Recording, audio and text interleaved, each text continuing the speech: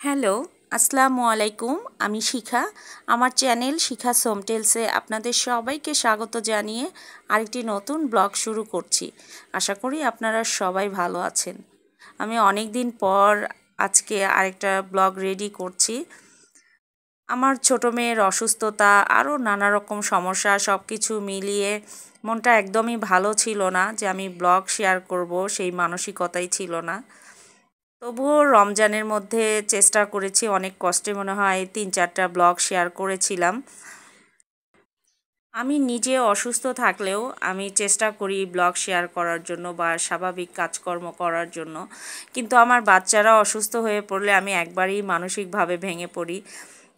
অনেক চেষ্টা করি এই পরিস্থিতি থেকে বের হওয়ার জন্য, কিন্তু পারি না আসলে।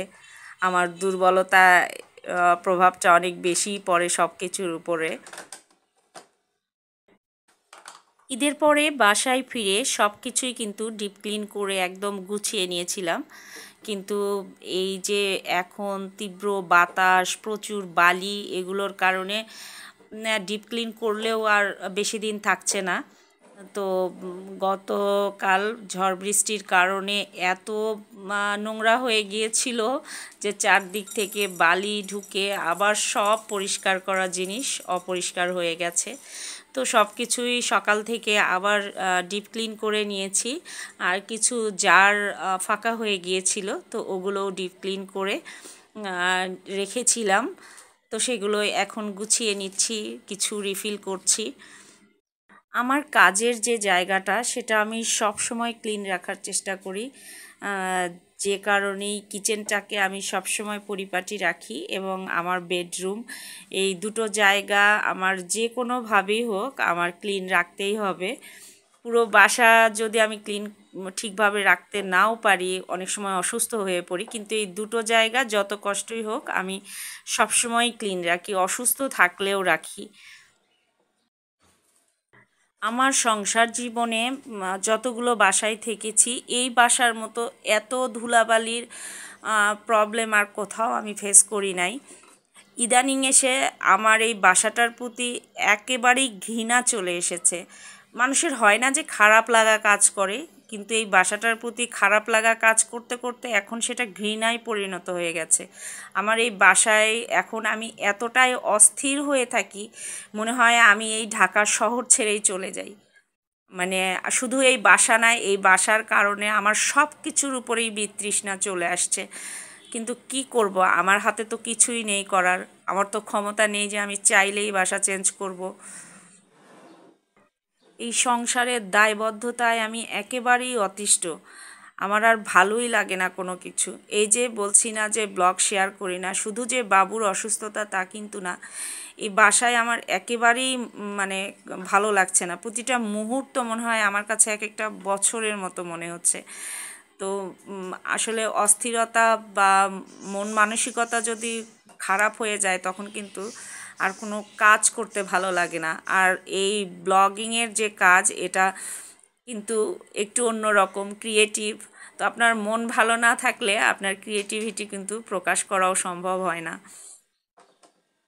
চ্যানেলের যে গুরুত্বপূর্ণ স্টেপগুলো সেগুলোও কিন্তু এক এক করে কমপ্লিট করে ফেললাম, অ্যাডসেন্স লেটারটাও পেয়ে গেছি। তারপরেও যে স্বস্তিতে এখন কাজ করব, সেই স্বস্তিতে কাজ করা আর আমার হয়ে উঠছে না। আমি চেষ্টা করছি আমার ভিতরের অস্থিরতা কমানোর জন্য, আমার কাজগুলো সুন্দরভাবে করার জন্য, আমার পছন্দের কাজগুলোতে সময় দেওয়ার জন্য। দেখি কতটুকু পারি, আপনারা দোয়া করবেন আমি যেন স্বাভাবিকভাবে সব কিছু করতে পারি। আমি আসলে ছোটোবেলা থেকে এরকম, কোনো কিছু যদি আমার একবার খারাপ লাগা শুরু হয়, তো সেখান থেকে আসলে বের হতে আমার খুব কষ্ট হয়। গতদিন আপু আমাকে বলছিল, কি রে তুই কি আর চ্যানেলটা চালাবি না, বন্ধ করে দিবি? অ্যাডসেন্স লেটার পাইলি, এখন তুই তো আরও আনন্দের সাথে কাজ করবি, তা না করে তুই ব্লগ শেয়ার করাই বন্ধ করে দিলি। তো আমি আপুকে বলছিলাম যে আসলে কোনো কিছুই ভালো লাগছে না। গত কয়েকদিন আগে শ্যুট করেছি ভিডিও, সেই ভিডিও ডিলিট করে দিয়েছি। মানে ভিডিওটা দেখার পর মনে হলো যে আমার এই চ্যানেল শুরু থেকে আজ পর্যন্ত মনে হয় ওই ভিডিওটাই সব থেকে বেশি অগোছালো, এলোমেলো মনে হচ্ছিল আমার কাছে। তো যাই হোক, এই যে ব্যালকনিতেও কিছু কাজ করছি, এখানে পুঁই শাকের কিছু বীজ বুনে দিলাম। এখান থেকে ফুলের টবগুলো সরিয়ে নিয়ে কয়েকটা পানির পট কেটে তাতেই দিয়ে দিলাম। আর এই তো আমার চাম ঘাস টবে আবারও হয়েছে। তো আজকে চাম ঘাস কাটছি, চাম ঘাস ভর্তা বানাবো। গত সিজনে আমার ভাগ্নে বউকে চাম ঘাস ভর্তা খাওয়াতে চেয়েও ওকে খাওয়াতে পারিনি। যে কয়দিনই বানিয়েছি দেখা গেছে কোনো না কোনো কারণে ও এখানে ছিল না, ওর বাবার বাসায় ছিল, যে কারণে ওকে খাওয়াতে পারিনি। তো গত পরশুদিন আমি ওকে বলে এসেছি যে তুমি এই 2-3 দিনের মধ্যে কোথাও যেও না, আমি সুযোগ করে একটু চাম ঘাস ভর্তা বানাবো, তোমাকে গত সিজনেও খাওয়াতে পারিনি। তো আজকে ভর্তা বানানোর জন্য এগুলোই রেডি করছি। অফ ক্যামেরায় চাম ঘাসগুলো কেটে নিয়েছি, আর আজকে এই যে মলা মাছ দিয়ে আলু পেঁয়াজ দিয়ে চচ্চড়ি করব, তো এগুলো অফ ক্যামেরায় গুছিয়ে নিয়েছি। আমার বাসায় কেউই বড় সাইজের যে মলা মাছগুলো পাওয়া যায় ওগুলো খায় না, ওগুলোর কাঁটা শক্ত হয় বলে। এই ছোট বা মাঝারি সাইজের যে মলা মাছটা, এটা আবার সবাই পছন্দ করে, আমার মেয়েও এটা বেশ পছন্দ করে। তো যে কারণে এই মাঝারি সাইজের মলাটাই কিনি, যদিও ওটা কাটতে একটু কষ্ট হয় বেশি।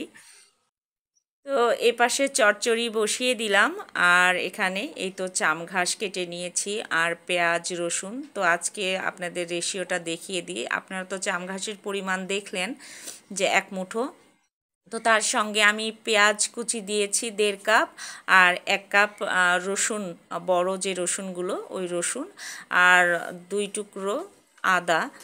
তো আদাটা আমি পরে দিব, এখন রসুন আর পেঁয়াজটা ভেজে নিচ্ছি। আদাটা বেশি ভাজলে ওর গন্ধটা কেমন যেন অনেকটাই অন্যরকম হয়ে যায়, তো আদাটা একদম কাঁচাও আবার ভালো লাগবে না, তো যে কারণেই হালকা ভেজে নেব। আর এখানে কয়েক পিস সাজনা দিয়ে দিচ্ছি, যদিও সাজনা আমি তো একদমই খেতে পারি না, তবুও দিচ্ছি যে বড় মেয়ে পছন্দ করে। তো এই তো পেঁয়াজ অনেকটাই ভাজা হয়ে গেছে, পেঁয়াজ রসুন। তো এখন আমি এই ছোট্ট 2 টুকরো আদা দিয়ে দিলাম, আর একদম বেরেস্তার মতো না করে এই যে এরকম হালকা ব্রাউন হওয়ার পরে আমি এই পেঁয়াজ আর রসুনটা উঠিয়ে নেব। এই চাম ঘাস ভর্তার রেসিপিটা আসলে অনেকেই অনেকবার চেয়েছেন, এর আগেও একটা ভিডিওতে দিয়েছিলাম, সেটা আমার চ্যানেলের শুরুর দিকে, তো হয়তো বা অতটা খেয়াল করেন না। তো এখন যারা দেখতে চান বা এই রেসিপিটা চান তাদের জন্য আজকে মোটামুটি ডিটেলেই দিচ্ছি। তো এখন আমি একদম এই যে ছোট ছোট যে চিংড়িগুলো সেগুলো ভেজে নিচ্ছি, তবে খুব বেশি ভাজবো না, চিংড়িগুলোও হালকা ব্রাউন করেই ভেজে নিচ্ছি। তো এখন চিংড়িটা ভাজা হয়ে গেছে, ওটা নামিয়ে নিচ্ছি। তারপর এই প্যানেই আবার আমি চাম ঘাসগুলো সিদ্ধ হওয়ার জন্য দিয়ে দিব।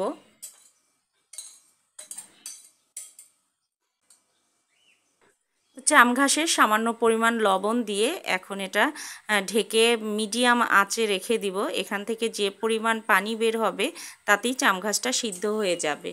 আর এই তো এদিকে আমার চচ্চড়ি কিন্তু হয়ে গেছে, একদম তেল ছেড়ে এসেছে। তো চচ্চড়িটা ডিশ আউট করে নিচ্ছি।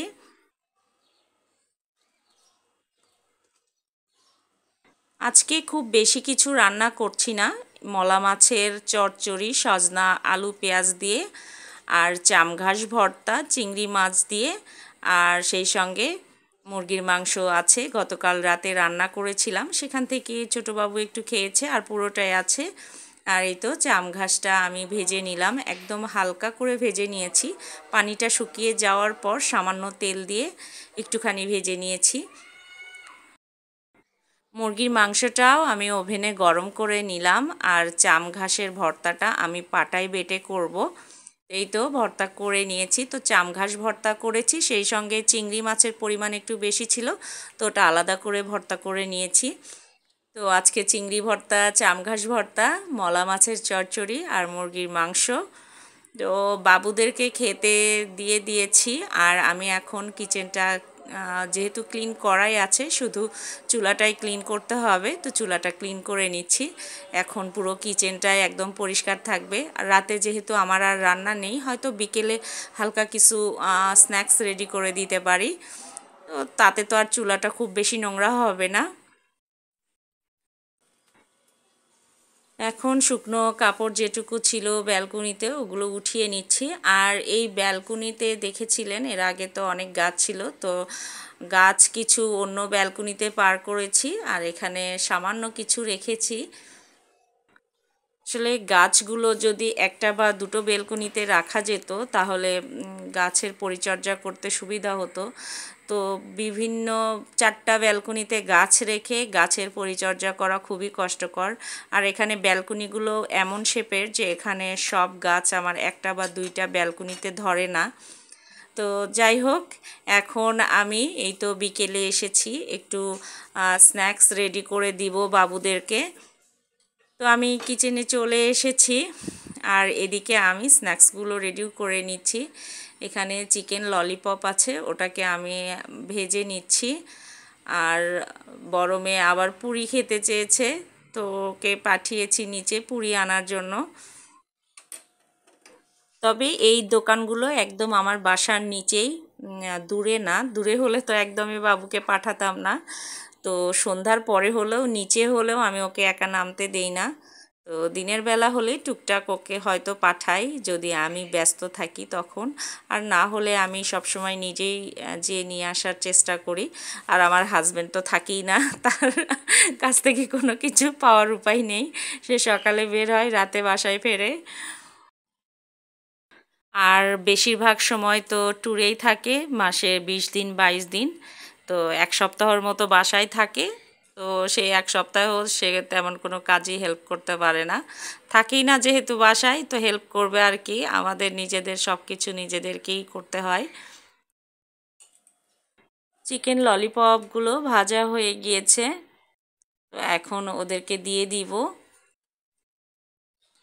যদি আমার ভিডিওটা ভালো লেগে থাকে প্লিজ ছোট্ট করে একটা লাইক দিতে পারেন, আর আমার চ্যানেলটিকে সাবস্ক্রাইব করে পাশে থাকা বেল বাটনটিকে প্রেস করে দিতে পারেন।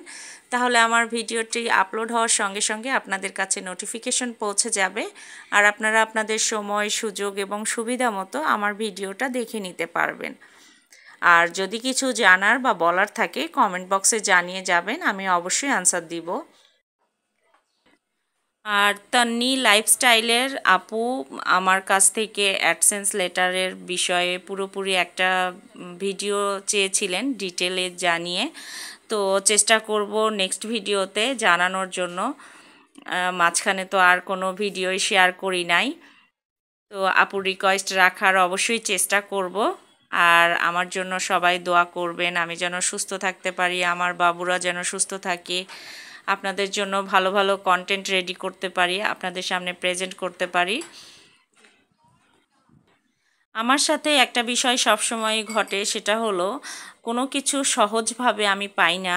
আর কোনো কিছু পেতে গিয়ে সেখান থেকে যখন ভালো কিছু পাওয়ার সময় হয় তখন দেখবেন নানা রকম বাধা বিপত্তির সম্মুখীন হই।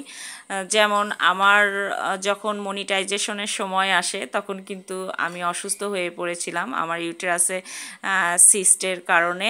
তো সেই অসুস্থতা নিয়েও আমি কিন্তু মনিটাইজেশনের কাজটা কমপ্লিট করেছিলাম। যাই হোক, কন্টিনিউ করার চেষ্টা করেছি, অনেক কষ্ট হয়েছে। আবারও ঠিক যখন আমার অ্যাডসেন্স লেটারের জন্য অ্যাপ্লাই করেছিলাম ঠিক তখনই আমার বাবু অসুস্থ হয়ে পড়ে, দীর্ঘ প্রায় 1.5-2 মাসের মতো অসুস্থ। যাই হোক, সব কিছু মিলিয়ে তবুও অ্যাডসেন্স লেটারটা হাতে পেয়েছি। তো অ্যাডসেন্স লেটার হাতে পেলেও আমি কিন্তু কাজে মন বসাতে পারছিলাম না।